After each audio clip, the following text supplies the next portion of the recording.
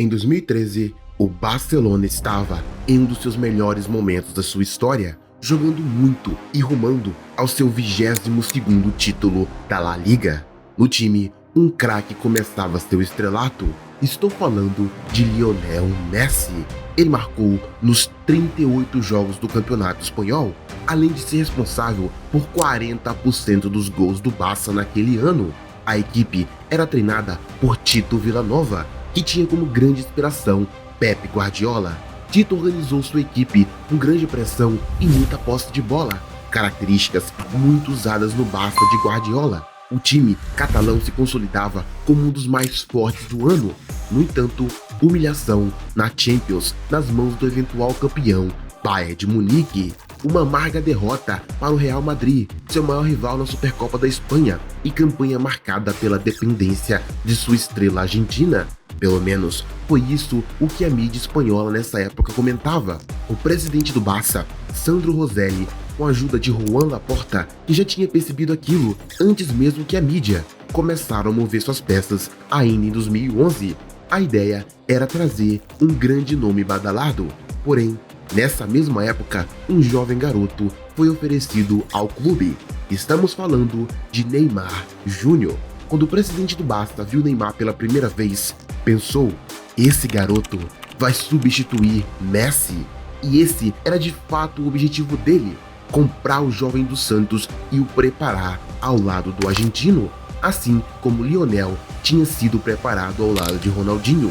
Neymar era um ponta de 20 anos e estava arrasando a primeira divisão brasileira, ganhando até comparações com Pelé desde sua estreia aos 17 anos.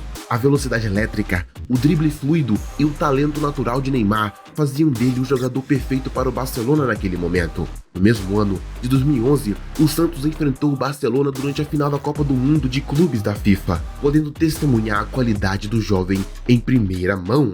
A torcida comprou o barulho para adquirir o jovem prodígio. Neymar também foi eleito o melhor jogador da América do Sul por 2 vezes, entrando para o top 10 do mundo, feito que somente Rogério Ceni tinha conseguido até então. O time catalão decidiu contratar Neymar, que desembarcou em Barcelona no início de 2013 como a nova joia do clube, assinando um contrato de 5 anos por 57 milhões de euros com o Santos, mas dizem que esse valor pode ter chegado até 90 milhões de euros, envolvendo toda a negociação. Com problemas de saúde, Vilanova precisou renunciar ao cargo de treinador, assumindo em junho Gerardo Martino. A ideia do técnico era deixar Neymar nos lados de campo e Lionel centralizado, mas queria primeiro adaptar o brasileiro à Europa. Por isso, o deixou no banco em seus primeiros jogos até o fim da temporada, onde ele conseguiu assumir como titular no fim. Com a nova temporada de 2014, em 14 jogos na La Liga, Neymar marcou 6 gols e deu 8 assistências. Ao lado de Messi e Alexis Sánchez, o brasileiro começou a voar na sua primeira temporada na Liga dos Campeões. Ele marcou 4 gols, 3 somente contra o Celtic, num hat-trick lendário. O trio de ataque do Barcelona na competição europeia marcou 22 gols, se tornando o mais letal daquele ano. Na sequência dos jogos, tanto Messi quanto Neymar se lesionaram. O Barça perdeu vários jogos seguidos e o Atlético de Madrid, de Simeone, surpreendeu a todos e assumiu o topo da La Liga, deixando o Real e o Barcelona para trás. A única chance de título dos catalães era a Champions, mas o Real não se importou com aquilo e acabou vencendo seu 10º título europeu, acabando com o sonho do Barcelona, que ficou com uma temporada decepcionante nas costas. O recém-eleito presidente José Maria queria dar novas caras ao clube, por isso demitiu Gerardo Martino para o início da temporada e contratou Luiz Henrique, que comandava a equipe B do time. Decidiu vender Sánchez porque estava confiante em um jovem do Liverpool que destruía a Premier League. Seria uma boa aposta. Estou falando de Luis Suárez, que concluiu a temporada com 31 gols em 33 partidas, coletando as chuteiras de ouro e quase todos os prêmios individuais, tornando-o o atacante mais forte do planeta naquele ano. Sim, o El Pistoleiro foi visto como um ajuste ideal para o Barça, pois seu jogo de ligação e velocidade eram compatíveis com os catalães, adicionando algum poder de fogo sério no topo. Embora, no radar do Barcelona, até a Copa do Mundo ele não era uma opção, mas depois dela, tudo mudou. quando a Copa do Mundo começou, marcou 2 gols na fase de grupos contra a Inglaterra. O Uruguai enfrentou a Itália, precisando dos 3 pontos para escapar da eliminação. O principal assunto da partida aconteceu aos 79 minutos, quando Suárez mordeu o ombro do zagueiro Chiellini. Esta não foi sua primeira infração, e a FIFA aplicou a Suárez uma suspensão de 4 meses, que o afastou do torneio e de qualquer clube de futebol até outubro. A suspensão entregou o Barça, que sabia que poderia o contratar por um preço mais baixo, já que ele não estava jogando e o Liverpool iria querer se livrar de um grande problema. Mesmo assim, o time catalão pagou 82 milhões de euros, tornando Suárez o jogador mais caro da história na época. Ninguém sabia naquele momento, mas José Maria estava montando talvez o trio mais poderoso e destrutivo da história. Aqueles 3 juntos fizeram a Espanha, a Europa e o mundo inteiro sofrer. Mesmo sem Suárez, o time de Luís Henrique já estava prosperando. Afinal, a dupla sul-americana Messi e Neymar estavam entrosados como nunca, sendo que participaram dos 24 jogos do time no início da temporada e permaneciam invictos. A estreia do craque uruguaio só aconteceria em outubro no Santiago Bernabéu, num El Clássico contra o Real Madrid, de Cristiano Ronaldo, Kroos, Benzema, Marcelo, Modric, Casemiro, Bale e outros grandes jogadores desse time épico aí. Messi, Suárez e Neymar estavam juntos. O trio MSN que abalaria a Europa finalmente estava completo. Mas nesse jogo, o Real se impôs e venceu por 3-1. Na verdade, esse trio demoraria alguns jogos para emplacar.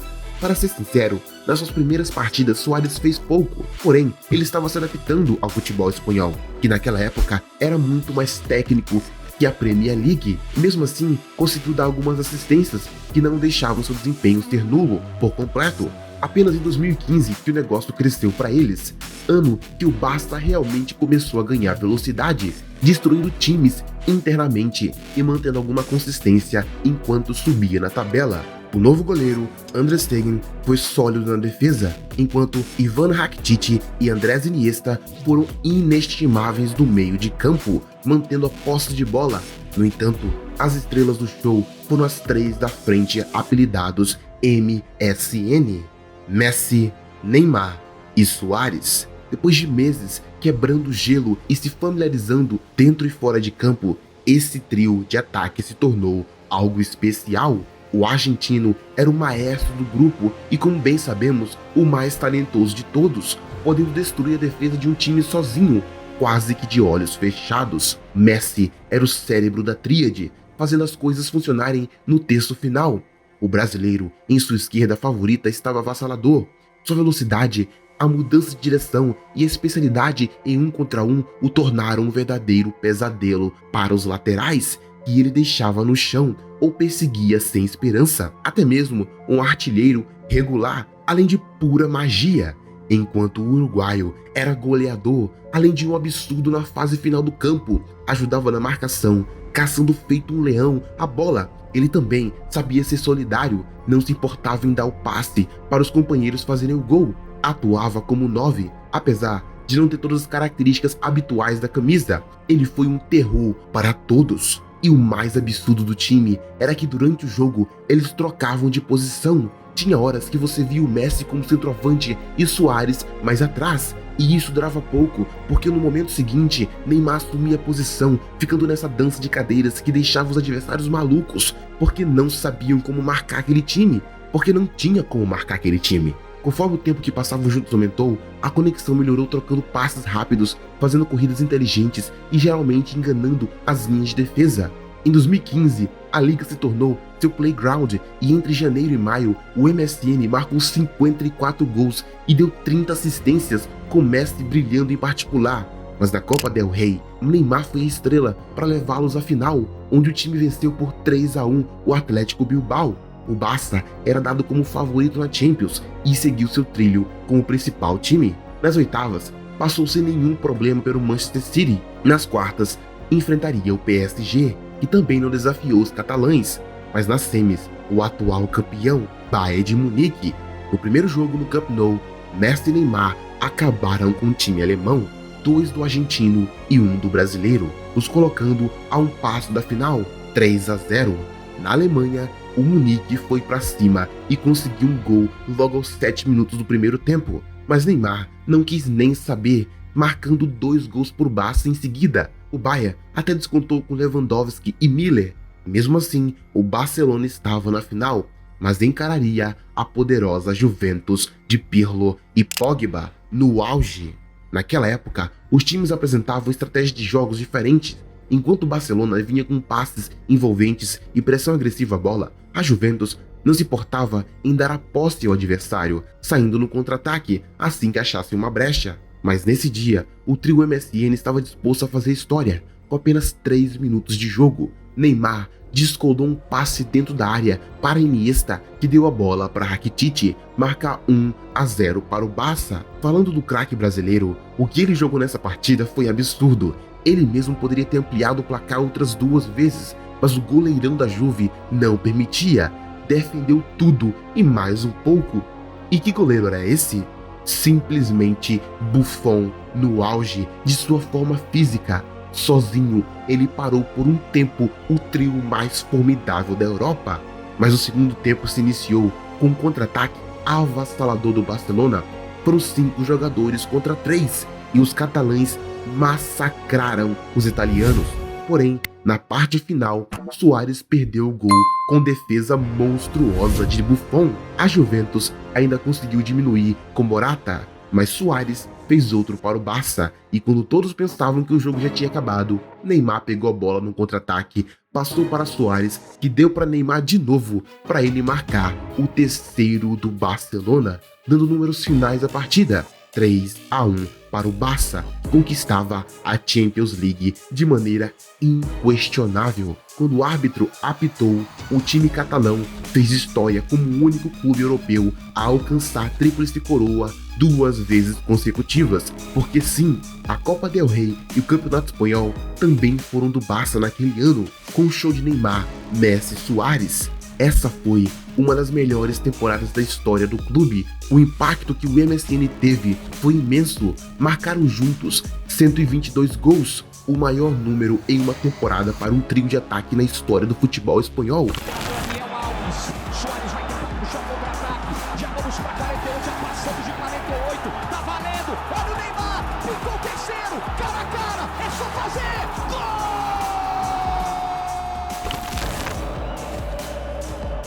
Rolou para trás pro Messi. Suárez nas costas do Menate. A posição legal. Rolou pro Neymar. Gol! Neymar. Carregando. Pé direito na bola. Luis Suárez. Dominou. Limpou. Gol! Suas qualidades individuais se misturaram primorosamente, produzindo momentos gloriosos e se movendo 50 vezes mais rápido do que todos os outros, além de aparecer em momentos cruciais no caminho para esse feito raro. Seria difícil superar o ano que eles tiveram, mas no entanto, conforme a nova temporada começou, os campeões continuaram a se destacar. O time quase não mudou, exceto pela saída do lendário capitão Xavi Hernández, e com o Henrique ainda no comando, o Barça começou tudo de novo, com uma forte campanha pela Supercopa em agosto. Poucos jogos depois, Neymar e Messi ficaram de fora, o argentino por lesão e o brasileiro por cachumba. Ainda assim, o time lidou bem com a ausência dos seus talismãs, com o Suárez se destacando muito, marcando gols a rodo. No retorno de Neymar, eles demoliram por 4-0 o Real Madrid, que estava desesperado para destronar seus rivais. Com o retorno de Messi, o trio reiniciou sua assombração pela primeira divisão espanhola, desmantelando defesas por diversão e acumulando uma contagem estúpida de gols. Vem mais passes precisos, vem mais triangulação sensacional, Messi! Agora vai! Gol! No dia 3 de março, um novo recorde contra o Rayo Vallecano foi seu 35º jogo invicto, batendo o recorde nacional do Real Madrid em 1989. Mesmo assim, o Real Madrid vinha forte atrás deles na tabela do espanhol, ou seja, eles não podiam vacilar, porque se o Real tomasse a ponta, não soltaria mais. Na Copa del Rey, eles avançaram bem, chegando na final e vencendo o torneio sem muitos problemas. mas na Champions a coisa seria outra. Nas quartas, o Barcelona enfrentaria o Atlético de Madrid. Em casa, o time até conseguiu vencer por 2-1, mas em Madrid, o Atlético enfiou 2-0, deixando para trás os catalães. Essa temporada foi decepcionante para o Barcelona. Ganhou apenas um único título e ainda perdeu o Campeonato Espanhol para o Real Madrid nas retas finais, ficando com apenas o vice. Quando a temporada de 2017 começou, todos esperavam muito do trio novamente. Suárez, maior goleador do ano anterior, começou muito bem o ano. Messi manteve a forma, mas Neymar não conseguiu muitos resultados com aquele ano novo. Mesmo abaixo, ele ajudou muito o time. Um exemplo disso foram as oitavas da Champions, onde o PSG enfiou 4-0 no jogo de ida. Essa foi uma das piores partidas não só do MSN, mas principalmente de Messi, que parecia dormir em campo e não conseguiu reagir naqueles 90 minutos. Bastava ao Barcelona buscar o milagre no Camp Nou. E o que eu posso dizer? Eles conseguiram. Neymar foi um astro, uma estrela, um cometa, um monstro que queimou até as cinzas do PSG. PSG esse que tomou de 6-1 nas costas, numa atuação sem precedentes do craque brasileiro. Engraçado que Neymar sempre foi tratado para ser o substituto do craque argentino, mas naquele jogo roubou o brilho de Messi. Jogou tanto, mas tanto, que parecia ser o melhor do time. Mas línguas dizem que foi depois desse jogo que o menino Ney seria escolhido como jogador que iniciaria a fase dourada de grandes astros do PSG, que por sinal não ganhou nada, só para deixar claro. Neymar, para a perna esquerda, Neymar levantou, Sérgio Roberto, minha Nossa Senhora, o impossível aconteceu, meu Deus do céu, gol!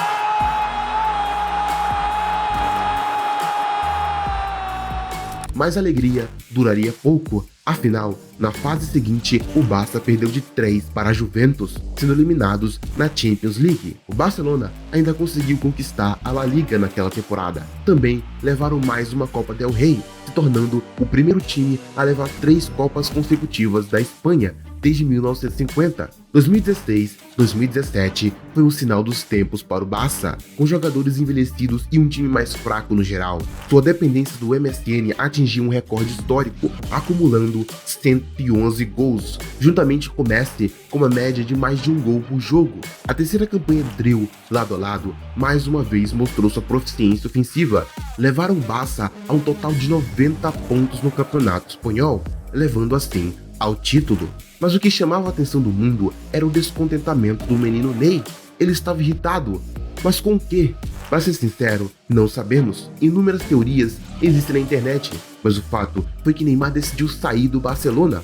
A equipe jurídica de Neymar pagou sua cláusula de liberação em impressionantes 222 milhões de euros, cláusula essa que foi paga pelo PSG. O acordo o tornou o jogador de futebol mais caro de todos os tempos, mais que dobrando a transferência de Pogba para o United no ano anterior e vinculando o brasileiro ao clube parisiense até pelo menos 2022. Isso foi feito pelos proprietários do clube como uma forma de finalmente estabelecer o PSG como uma potência esportiva global e pelo próprio Neymar como uma chance de assumir como o papel principal de um clube, já que no Barcelona ele não podia fazer isso por causa de Messi. Ambas as partes viram isso como uma chance de aumentar seus perfis, provavelmente com a bola de ouro em mente. Ele se sentiu ofuscado pela imensa presença de Messi. Quanto à vaga de MVP, Messi e Suárez permaneceram, mas essa foi a quebra do MSN, o trio mais frutífero, mortal e divertido da história do futebol. Juntos, o MSN fez mais de 360 gols em 152 partidas juntos. Curto, mas doce. Durou apenas 3 anos. No entanto, o legado do trio é enorme, considerado por aqueles que tiveram a sorte de vê-los como a linha de frente mais potente de todos os tempos. E aí, o que achou do vídeo? Deixe nos comentários suas opiniões e não se esqueça de se inscrever no canal para não perder nada que eu postar. Me diga aqui nos comentários sobre qual outro trio de ataque quer ouvir. O comentário com mais likes eu irei fazer. Muito obrigado a todos. Fui!